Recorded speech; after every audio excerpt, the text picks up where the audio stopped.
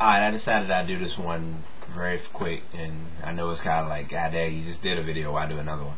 But this one I really want to get into because it's more or less a finger point and a eye opener to my women. Now this ain't black or white, this is women as a whole, because a lot of you all, and it's not a bashing storyline at all, so don't sit there and think, oh gosh, she's about to put women down, but it's more or less about looking at who you are and loving who you are and wanting people to love you for who you are. And it starts with self. And this, I mean, men have this mostly well handled, but you know, it helps a lot when if the guy has it. If a woman has it, it really complements the guy's personality as well, because women do not, and I say this with strong emphasis, do not love themselves enough. They do not care for themselves enough.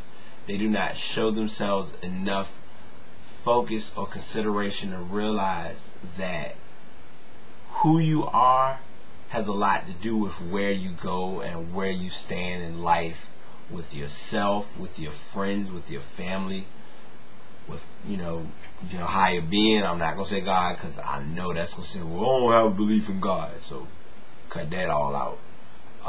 But it, who you show people, like what you show people as who you are, has a lot to do with where you stand and what you want out of life. And when you meeting men and you don't have that level of confidence, or you basically spend time, as I would call it, shopping in the wrong stores for the wrong men, and it draws about the infamous, well, yeah, men are this and men are that, and men do this wrong and men do that wrong, and they need to do this and they need to do that. Most of the time, it's not the men, it's the women. Or it's you, rather. Because everybody out here has a choice to what type of man they want, and every man out here has every choice of what type of woman they want. And you have to realize that, because relationships right now are very cherishable, because let's face it, we may say we don't need anybody and we can do it on our own, and if you feel that way, more power to you.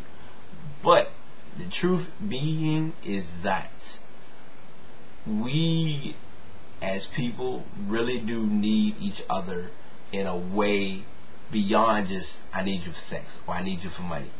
We need moral comfort or moral support from each other now more than ever before.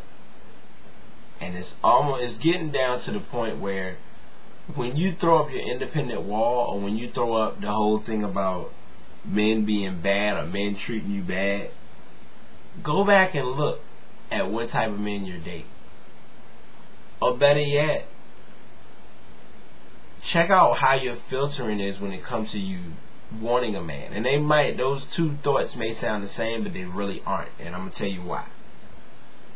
I've been off and on Black Planet for quite some time, and probably people who know me probably have figured it out by now, but it's amazing because I read a lot of women's profiles and females profiles, and I mean that's just looking at a black, and I've seen some white people on there who have profiles, and they say all of this stuff about, I want a man who's gonna be good to me and who's gonna care for me and treat me like a queen.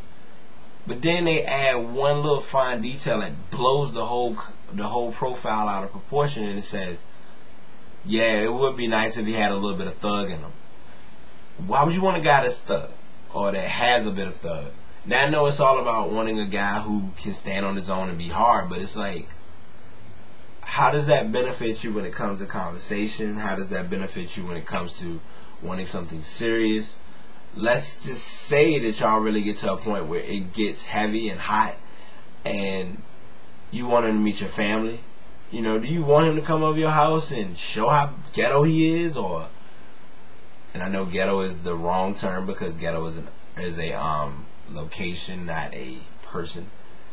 But do you want somebody to really misinterpret who you are or what you're doing.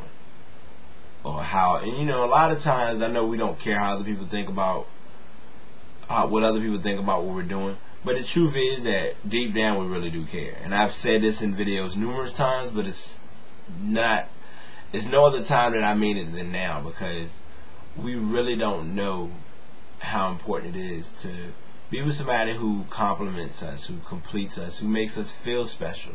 Not just somebody who, yeah, I know if I need something, I know where to go. Because that dies out and that gets old fast. And trust me, I'm a living witness to experiencing how dead a relationship can go when that falls into the equation.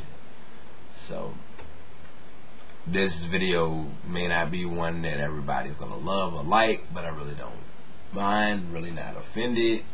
But I just want women to understand who you are and what you are and where you stand makes you a woman. And you know, you can't let other people slow you down from seeing that. You have to know what you want and want it for you, and not because somebody else says, well, I should be like this because. No. Do it for you, and do it because you feel that you are your most important concern. Because next to God and next to your higher being or next to your belief or whatever, you are your number one critic. Everyone else can say whatever they want about you, but you're the one who has to face you every day. So just think about that, alright? Blood, sweat, and tears, as always. Signing out.